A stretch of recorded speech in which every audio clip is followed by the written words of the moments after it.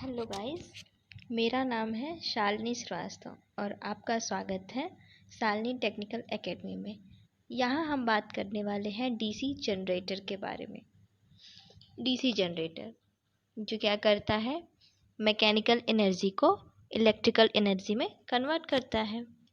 DC generator के दो part होते हैं, एक होता है स्टेटर और दूसरा होता है रोटर। यहाँ हम देख रहे हैं स्टेटर पार्ट को। स्टेटर का जो बाहरी पार्ट होता है उसको कहते हैं योक। योक क्या करता है, डीसी मोटर या जनरेटर के आउटर पार्ट को योक कहते हैं। और ये क्या करता है, ये मैकेनिकल सपोर्ट प्रदान करता है। जो जनरेटर के या मोटर के इंटरनल पार्ट होते हैं, उसके अंदर के पार्ट होते हैं, उनको क्या करता है, मैकेनिकल सपोर्ट प्रदान करता है योक। योक स्मॉल जनरेटर के लिए कास्ट आयरन का बनाया जाता है और बिग जनरेटर के लिए कास्ट स्टील या रॉड स्टील का बनाते हैं। ये हो गया योक। अब बात करते हैं पोल के बारे में। पोल हमेशा जनरेटर या मोटर में 2, 4 या 6 रहती हैं। कभी 1 या 3 या 5 नहीं होते, हमेशा इवन रहते हैं पोल। अगर छोटी मशीन हो तो हम वहाँ पे परमानेंट मैग्नेट यूज़ करते हैं छोटी मशीनों के लिए। अगर बड़ी मशीन हो तो वहाँ इलेक्ट्रोमैग्नेट यूज़ करते हैं। इलेक्ट्रोमैग्नेट से हम बनाते हैं पोल और उसके बाद उसका यूज़ करते हैं। अब बात करते हैं पोल कोर। पोल कोर के ऊपर हम फील्ड वाइंडिंग करते हैं। पोल कोर लैमिनेशन नहीं होता, पोल कोर का लैमिनेशन नहीं होता, ये बिना लैमिनेशन का होता है। पोल कोर पर फील्ड वाइंडिंग हम जब करते हैं, ये फ्लक्स को जनरेट करता है। पोल कोर मैग्नेटिक फील्ड जनरेट करता है और इसका काम मैग्नेटिक फील्ड जनरेट करना ही होता है। ये कॉपर की होती है, इस पे फील्ड वाइंडिंग कॉपर की होती है। अब बात करते हैं पोल शूज़ की। पोल शूज़ को लैमिनेशन करना ज़रूरी होता है। पोल शूज़ को लैमिनेशन नहीं करते हैं तो यह यूनिफॉर्म फ्लक्स डिस्ट्रीब्यूट नहीं करता है।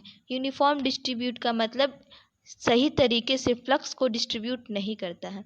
और जब फ्लक्स सही तरीके से डिस्ट्रीब्यूट नहीं होगा तो यहाँ पे रिलक्टेंस आ जाएंगे और रिलक्टेंस फ्लक्स को कम कर देते हैं, जिससे मैग्नेटिक फील्ड अच्छे से जनरेट नहीं होगा।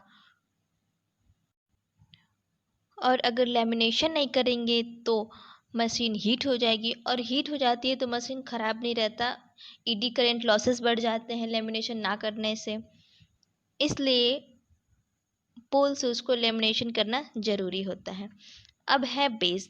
बेस पे ही पूरा योक या जनरेटर या मोटर रुका होता है। बेस बहुत ज़रूरी होता है, ये भी कास्ट आयरन की बनाई जाती है। ये हो गया हमारा स्टेटर, योक, पोल शूज़, फील्ड वाइंडिंग, पोल कोर।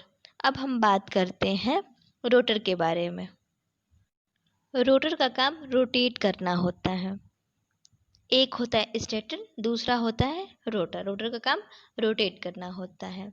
ये पतली पतली पट्टियाँ होती हैं, इनको वार्निश करके और एक साथ चिपका देते हैं।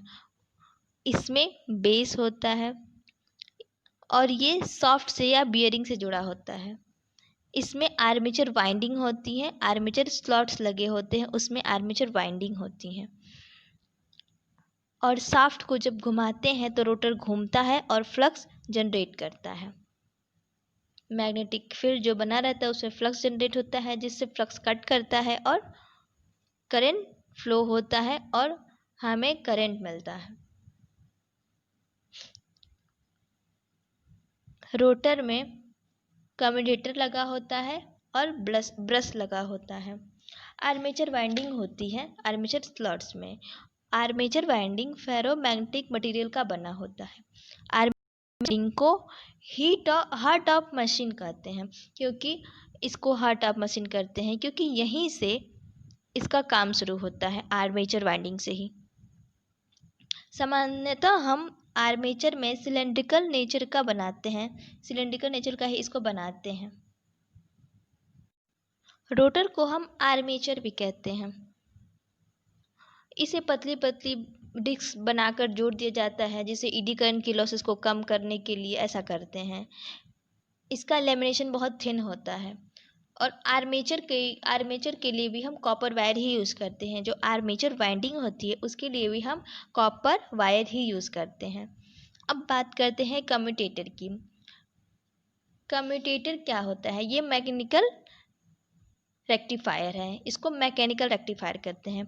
ये बाईपोलर करंट जो होता है उसको लोड तक पहुंचाने के लिए यूनी डायरेक्शनल कर देता है। जो बाई डायरेक्शनल करंट होता है उसको यूनी डायरेक्शनल में कन्वर्ट करता है, मतलब एसी को डीसी में भी ये कन्वर्ट कर देता है।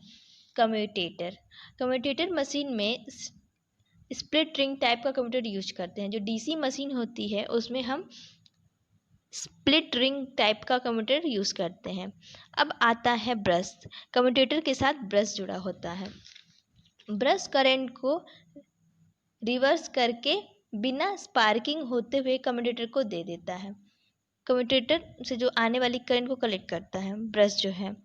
ब्रश कार्बन कॉपर का यूज़ होता है, कार्बन या कॉपर का यूज़ करते हैं ब्रश को। अब यहाँ मैंने कुछ नोट्स लिखे हैं योक के बारे में। योक डीसी मशीन की आउटर पार्ट होते हैं और स्मॉल जनरेटर के लिए कास्ट आयरन, बिग जनरेटर के लिए स्टील रोल बना मतलब टाइप का होता है। उसके बाद है पोल बड़ी मशीनों के लिए इलेक्ट्रोमैग्नेटिक यूज़ होता है और छोटी मशीनों के लिए परमानेंट मैग्नेट का यूज़ करते हैं। और पोल कोर फील्ड वाइंडिंग कैरी करने के लिए होता है और फील्ड वाइंडिंग ज़रूरी है फ्लक्स प्रोवाइड करने के लिए।